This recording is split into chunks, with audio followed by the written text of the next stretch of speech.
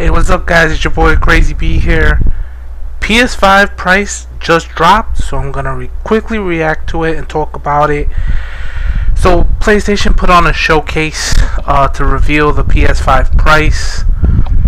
I didn't think it was necessary because they had a showcase like in August about their games that are coming to PS5, but I guess they felt they needed to do something to outmaneuver Xbox. But Xbox, they had their showcase, they didn't reveal the price, they were just showcasing games and the Xbox Game Pass. But I guess Sony felt they had to respond to that, and so we got the showcase today, and we got the price today. I'm not really going to talk about the showcase. I watched it as much as I could of it. I was working at the time, so I couldn't really pay too much attention to it. Probably watch a replay of it, but I don't know. I don't really care for so much the showcase because they had a showcase of the games and stuff, and I thought that was absolutely fine. And if they're just showcasing games and games and games and games and games, which I saw that it was just gameplay video of games, it was like, okay, cool, but not needed. Like, I don't have questions about the games coming out for PlayStation. Excuse me, about PlayStation 5. Whether they're PlayStation 5 exclusives, whether they're cross-platform, I don't really have questions about those games because I think every game that PlayStation is going to feature are going to be more than likely quality games unless we get the game at release and something's there that we haven't seen. So I'm not worried about the games per se. So they revealed the price. $499 for the main PS5, $399 for the PS5 digital. So they're matching Xbox, and they might lose money on the console, but they might make it up in the peripherals and the controllers and headsets and all that stuff. But that's neither here nor there. But they're matching Xbox. They're not going to be undercut by Xbox. So for the main PS5, $499. For the PS5 digital, $399. Obviously, the Xbox Series S, the cheaper version of the mainline Xbox, is going to undercut that by $100. And I'm curious as to know why the pricing is on that. If you matched Xbox Series X with the mainline console, I think it's more specifically because the PS5 digital is basically the PS5 without the disc drive.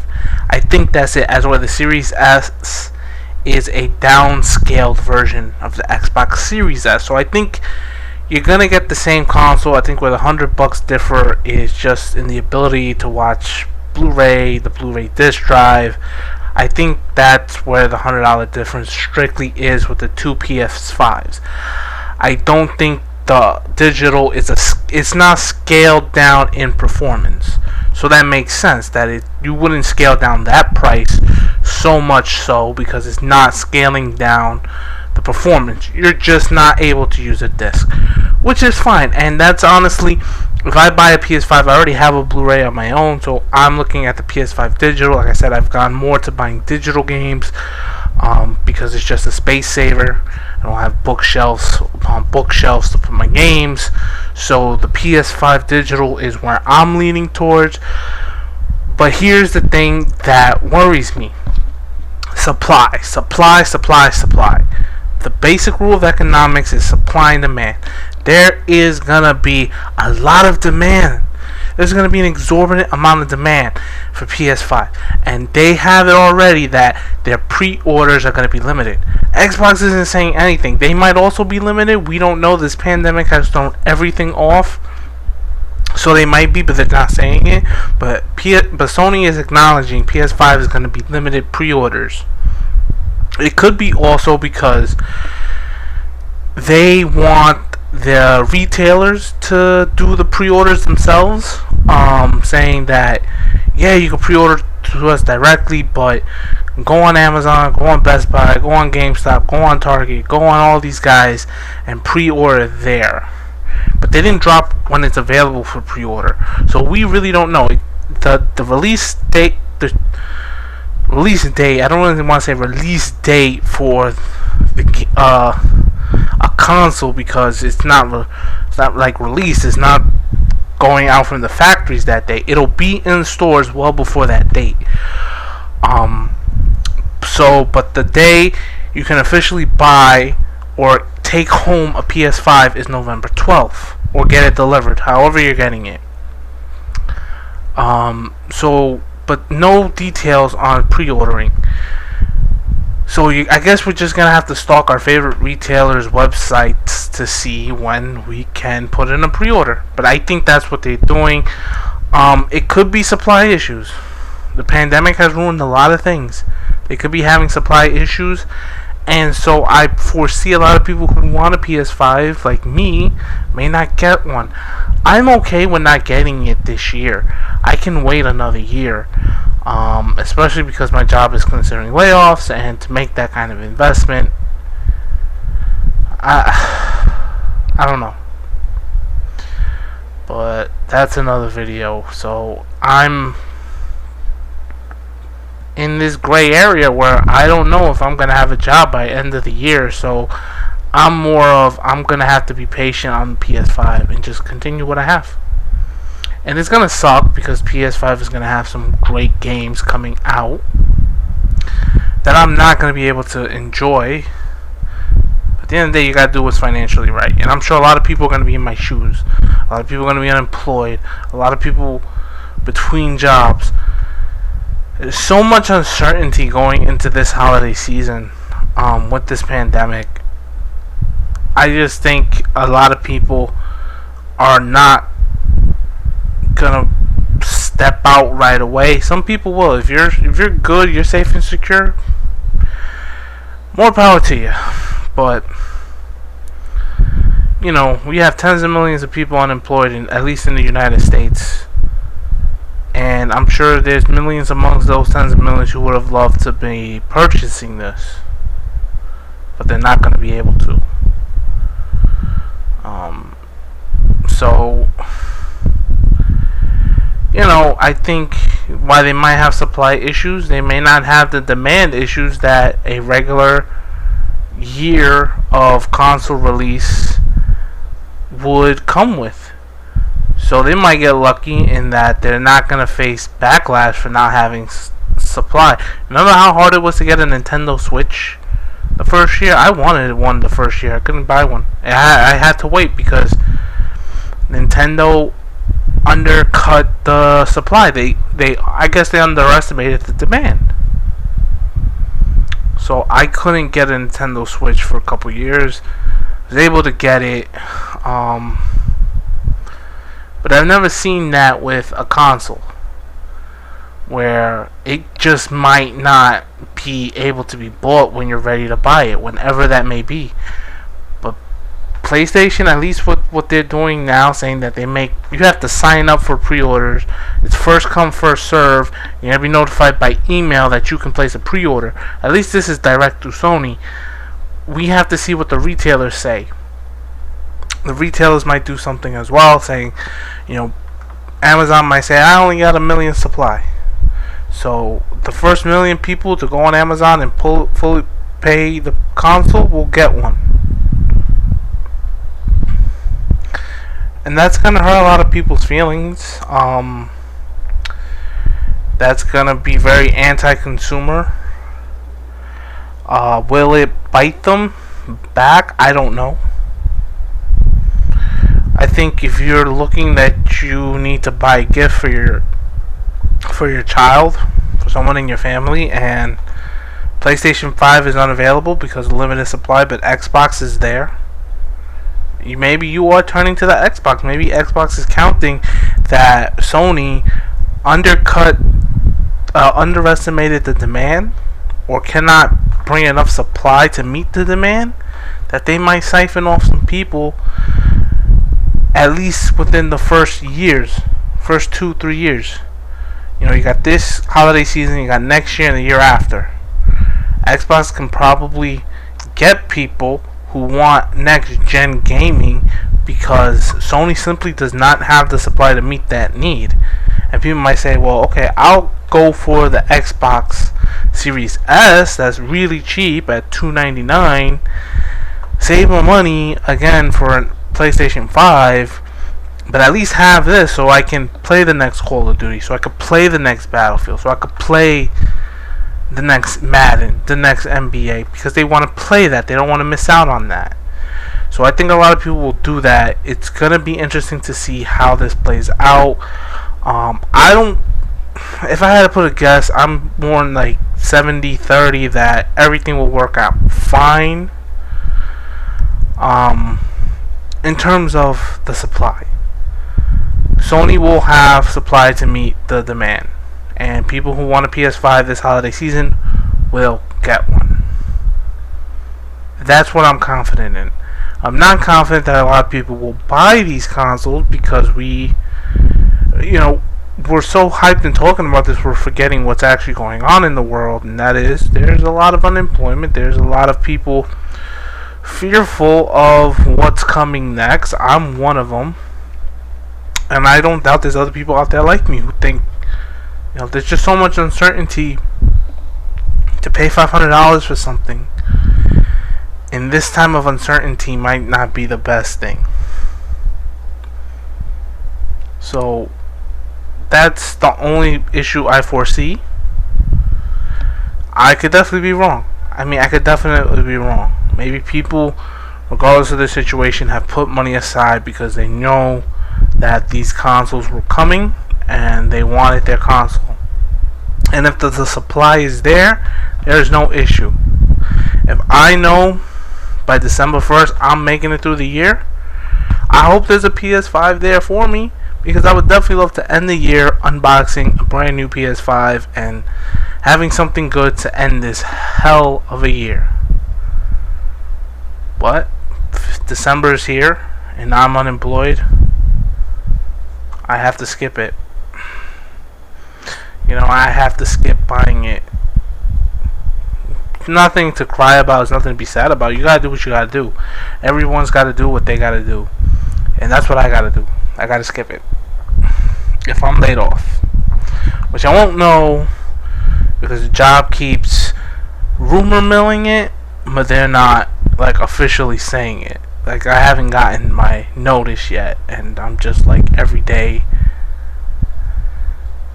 afraid that I'm gonna get that notice. But again, that's neither here nor there, and I'm sorry for just bringing that into the fold. But I think there are people who feel like I feel.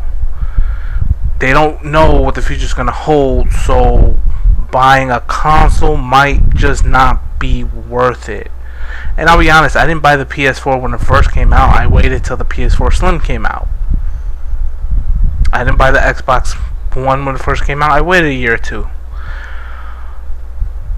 Because money is money, and you gotta go with what your money tells you can buy, right?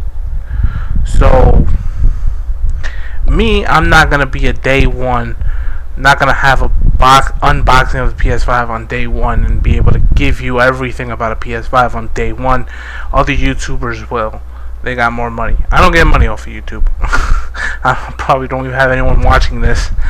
But if you're watching, I do appreciate it. Hit like and subscribe. But just to end real quick. So, at the end of the day, these consoles are so based on games. I think a lot of people talk about performance, but I don't think someone sitting on their couch who just wants to play some games, or is buying this for their child, who probably doesn't have, I will say a slight majority of the children won't have the, I can tell that's ray tracing, I can tell that's just by looking. They're not going to have that skill. If you have a child who has that one of those skills, be on your game. But if you don't, if you just have a kid who just plays, or if you're just a person who just comes home after a day of work and says, yeah, I want to throw on some Call of Duty and blow off some steam, are you really going to care about the performance? I don't think the performance is really going to dictate this generation. I think this generation is going to be dictated on games, and PlayStation 5 so far has the better library, especially for exclusives. Especially for exclusives, they have the better library, hands down. You know, they have Spider-Man and Horizon Zero Dawn, and they have Demon Souls, and they have a lot of stuff coming out that's exclusive to them. They're gonna be, it'll be good, and they're giving you now a PlayStation Plus library. So if you subscribe to PlayStation Plus, you'll have a selection of games to play for free with it. So you don't have to necessarily pay $500 or $400 for the console and then shell out money for games. You will have you're gonna have a library there to play, and that's also very consumer friendly, because maybe you don't want to invest in a game. Maybe there's games that you want that they're just not out yet. But you wanted to get the console. So now you have the console, and you play the games until Spider-Man's released, because that's what you have your heart set on. Spider-Man Miles Morales, and so you're playing the PlayStation Plus library for free. It's keeping you busy, it's keeping you entertained. Then you get your Spider-Man, and you're happy.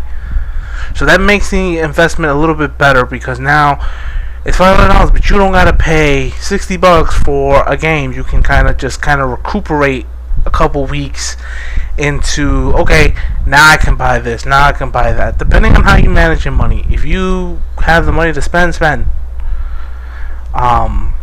But me, I would probably, when I bought my PS4 and my Xbox, I bought a package with a game bundle, and I didn't buy a game for months, because that's money that really is hard to recoup right away. You know, I get paid bi-weekly. If I pay $500 and change for a console, my pocket's gonna feel it for a while. So I like the idea that you pay your subscription fee and you have these games, and so when things are, while you're trying to recoup from buying the console, you have something to play. So it's not just a paperweight. So I do like that from Sony. I thought that was a very good move. You know, it's still not Xbox Game Pass, which you can play across platforms, mobile, tablet, PC. You're going to be able to play that on all of that, especially and on the Xbox. So that's if anything, my holiday investment is a year of Xbox Game Pass Ultimate. But we're talking about PlayStation 5. I want a PlayStation 5. I want one really bad, but I'm 28 years old. I gotta be 28 years old. I gotta put what's the best interest for myself first before I do anything. So fingers crossed things start improving from here on out, and that maybe I won't lose my job. And if you're on the brink of losing, I hope you don't lose your job. If you lost your job, I hope you can get back to your life. You know, I'm hoping and I'm praying for each and every one of us out there. You know, I want everybody to get back to normal. Back to normal life. I miss it, you miss it. So hopefully I'll be seeing you guys on PlayStation Network, playing, having fun, you know. But we'll see. But I'm just glad that they matched price on the mainline consoles, because if had they gone $5.99, which I fear they would, I would have seriously had to reevaluate my interest in PlayStation. And I think, don't be surprised with this console generation like the previous one. In a year or two, we may get the PS5 Super Slim, right? A more performance friendly, well, not performance friendly, but scaled down performance, scaled down size PlayStation 5 that will just play the bare minimum of the next gen games. And if in a year or two that's coming out, I might wait even further for that, because I waited for the PS4 Slim, you know. And that's been a great investment. So I would like to wait for that, for like if the all digital is $399, maybe the $250 or the $350 scaled down with a $299 scaled down performance PlayStation 5 that's just gonna basically play the next gen games, but isn't gonna give you outstanding graphics, isn't gonna get you very fast performance, and I would be fine with that. That's just me personally. But I want to know what you think. Are you definitely gonna get a PS5 this holiday season? Are you gonna wait? What are you waiting on? What's your most anticipated game for PlayStation 5? If you're not gonna buy PlayStation 5, tell me when you're gonna buy an Xbox, or what you're gonna do. Period. I just want to know. Anyone who wants to make conversation will make conversation. But I thank you for watching. I'm out, guys. Bye.